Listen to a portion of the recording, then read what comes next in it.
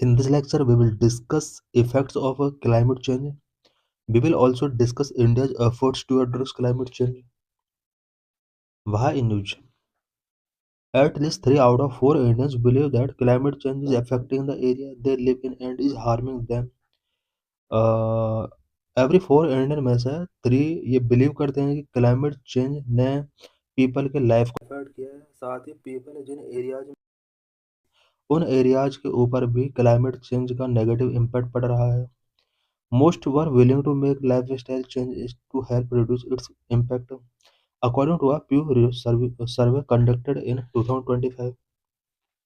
Results were sourced from 9 middle-income countries: Argentina, Brazil, India, Indonesia, Kenya, Mexico, Nigeria, South Africa, and Turkey, where the survey was conducted. India have taken various climate actions in the last one decade, which will impact all sectors, shaping India's sustainable economic path, global leadership, and fight for climate finance and justice. Several initiatives taken by Indian government to address climate change. Climate change को address करने के लिए India के द्वारा क्या क्या initiatives taking किए गए हैं।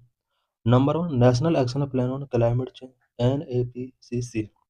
Launched in 2008, the NAPCC identified 8 national missions to promote understanding of climate change, adaptation and mitigation, energy efficiency, and natural resource conservation. National action plan on climate change 2008 में launch किया गया था। NAPCC के under 8 national missions को add किया गया है, जो कि climate change, adaptation and mitigation को अंडरस्टैंड करने में एंड प्रमोट करने में एक इम्पोर्टेंट रोल प्ले करता है। Number 2, state action plan on climate change SAPCC. Under the SAPCC, states are required to develop their own action plan. State action plan on climate change के under every state को अपने action plan develop करने होते हैं। As of 2022, about 33 states and UTs have prepared their SAPCC. However, the implementation and monitoring of these plans remain a challenge. 2022 तक India के about 33 UT and state ने अपने अपने SAPCC प्रिपेयर कर लिए हैं, पर इनका इम्प्लीमेंटेशन एंड मॉनिटरिंग से रिलेटेड चैलेंज अभी भी कंटिन्यू बने हुए हैं। Number 3, climate change research and knowledge network. The government has supported various research initiatives and knowledge network to enhance understanding of climate change impact and responses. These include the National Network Program on Climate Change Modeling, Aerosol and Coastal Vulnerability. Number 4, International Solar Alliance (ISA). It promotes the widespread adoption of solar energy, enhancing global cooperation in renewable energy.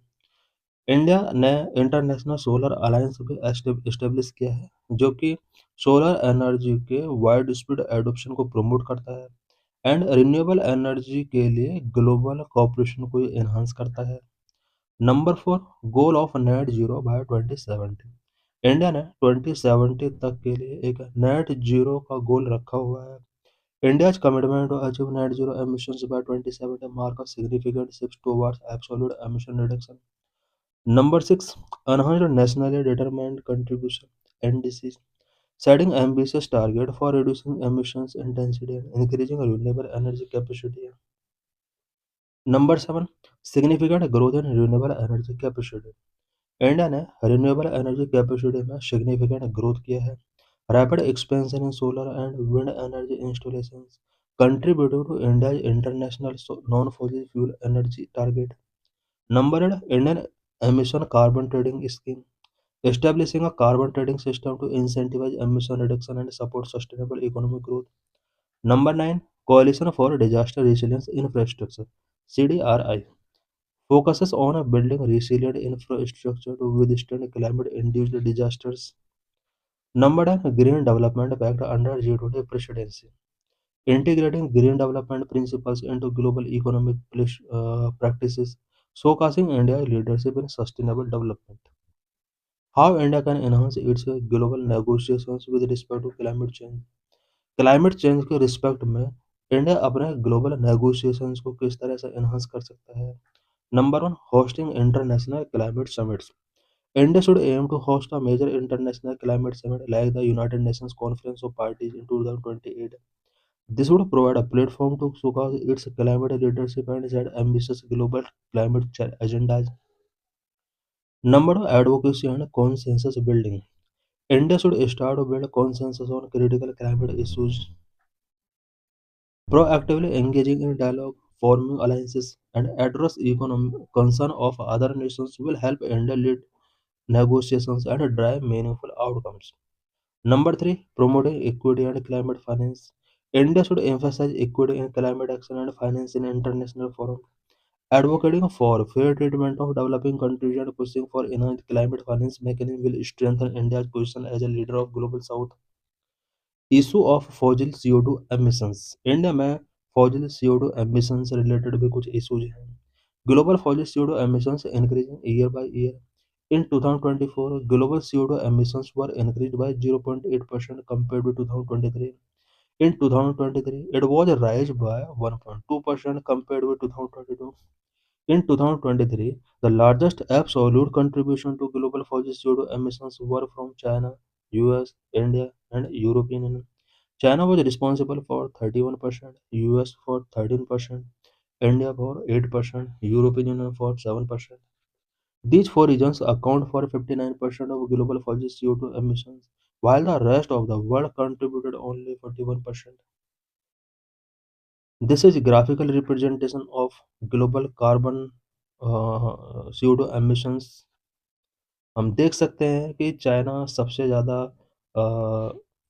Carbon dioxide release करता है, second number पर US and third number पर India है।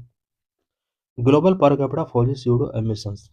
The global per capita fossil CO2 emissions in 2023 was 1.3 ton of carbon per person per year. Per capita fossil CO2 emissions country-wise 3.9 ton in US, 2.3 ton for China, 1.5 ton for the European Union, 0.6 for the India.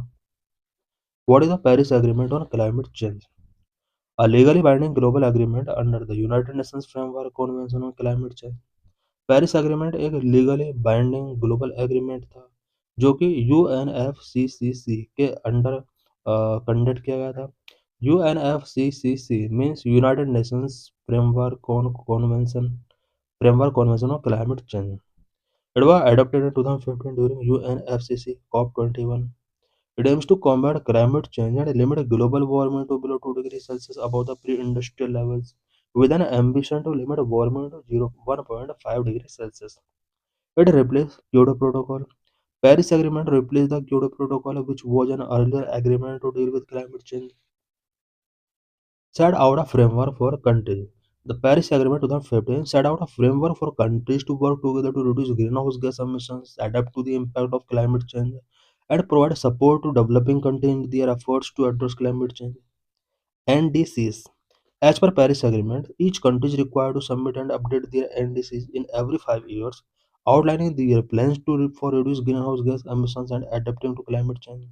NDCs are pledges made by all countries to reduce their greenhouse gas emissions and to adapt to the impact of climate change. What is Environmental Health Regulatory Agency (EHRA)? EHRA is an agency interlinked issues of climate, environment, health, and economy in a holistic way. Currently, there is no any agency of this type in India. India needs an environmental health regulatory agency. Why it is a time for India to establish an EHRA? Number one, sustainable balance. India continues to experience rapid economic growth, so sustainable balance between climate, environment, health, and economy is necessary. Number two, environmental governance. EHRA could lead to more comprehensive and cohesive environmental governance that focuses simultaneously on pollution control and health risk mitigation. Number three, develop policy instrument. An EHRA can develop policy instrument that will help India to integrate environmental health objectives with economic policies, which would promote sustainable development and benefit the environment, public health, and economy at the same time. Number four, could be critical in educating citizens on environmental health risk. An EHRA could be critical in educating citizens on environmental health risk and empowering communities to advocate cleaner air, water, and healthier life conditions. Number five would be instrumental to aligning national policies with global standards. It would also contribute to collective efforts to tackle climate and health challenges, including addressing transboundary issues. Number six, an EHRA could work closely with state and municipal government to ensure the development and enforcement of policies that are crucial for environmental solutions for the unique needs of each area. Number six, EHRA could also help India to formulate a unified response to all type of pollution, advocate cumulative accountability mechanism, collaborate with international bodies to negotiation for, adopt best practices that simultaneously address health and environment.